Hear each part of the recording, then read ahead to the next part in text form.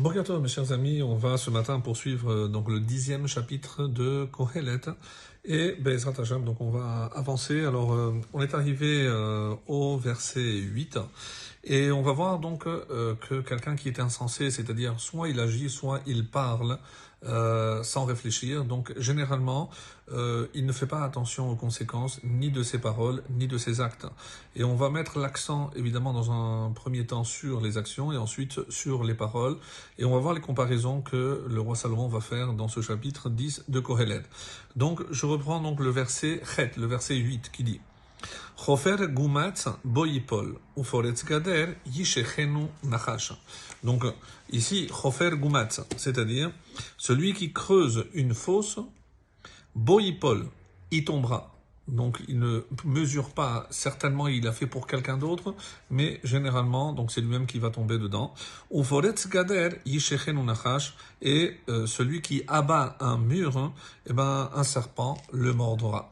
Pourquoi? Parce que généralement il peut y avoir un serpent qui est tapi dans le mur et il ne se pose pas trop de questions. Et donc une fois qu'il a détruit quelque chose, il se rend compte que en effet, boomerang, donc le mal va lui revenir sur lui. Donc ça c'est par rapport aux conséquences de ce qu'il fait. Masia avanim ye'atzev bahem. Celui qui extrait des pierres, ye'atzev bahem, s'y fera mal. Donc il ne mesure pas qu'en sortant des pierres, évidemment elles peuvent tomber dessus. Ubokea aitzim yisachen bam.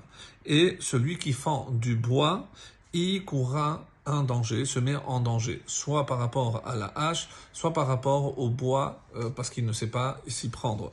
En tout cas, le point commun, le dénominateur commun donc à toutes ces actions-là, c'est qu'il ne mesure pas que les conséquences de ces actions peuvent avoir justement une conséquence sur lui, et le mal qu'il a peut-être prévu de faire à quelqu'un d'autre, finalement, c'est lui qui va le subir. Yud, le verset 10. Im keha habarzel. Si le fer est émoussé, c'est-à-dire il a perdu son côté tranchant. Vehu, comme l'expliquent ici les commentaires, keha nitkaha chudo, donc c'est ce côté aiguisé qui s'est perdu. Im keha habarzel, donc si le fer est émoussé, vehu lofanim kilkal, et que celui-ci n'aiguise pas le tranchant.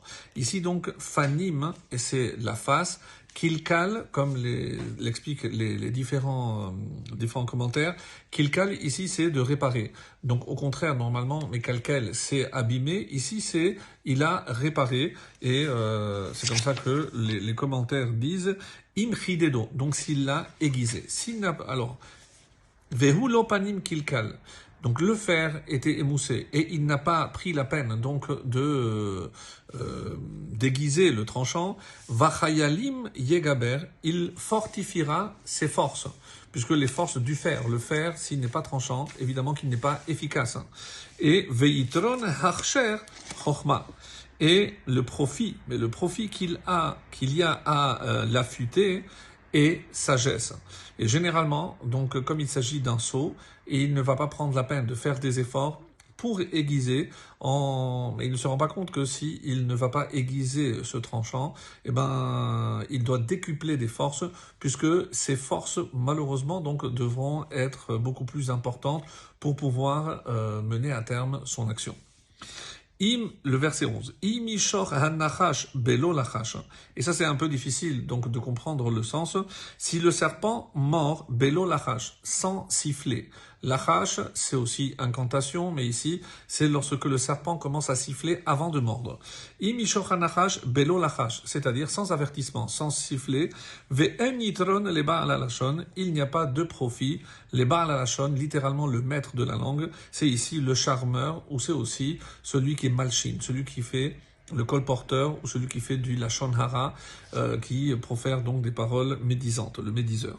Alors, divrei pi chacham chen, donc le verset 12, donc ici on a compris qu'on a comparé la personne qui fait du lachon hara à un serpent qui mord alors qu'il n'y a pas de, donc belo lachash, donc il n'a pas averti, on n'a pas pu se préparer Donc c'est de la même façon, il n'a aucun profit, et ben celui qui fait de la médisance non plus n'a pas de profit, comme le serpent, on dit, c'est le seul qui peut attaquer même s'il n'a pas faim.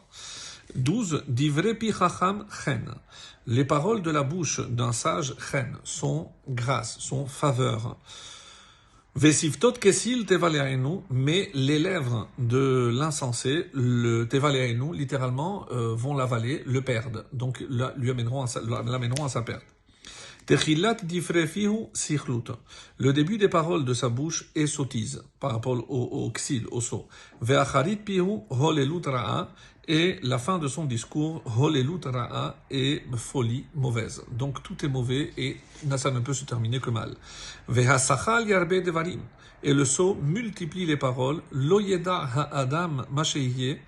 Et l'homme ne sait pas ce qui sera. Va achaliye macharav miyagidlo, et ce qui sera après lui et qui lui fera connaître.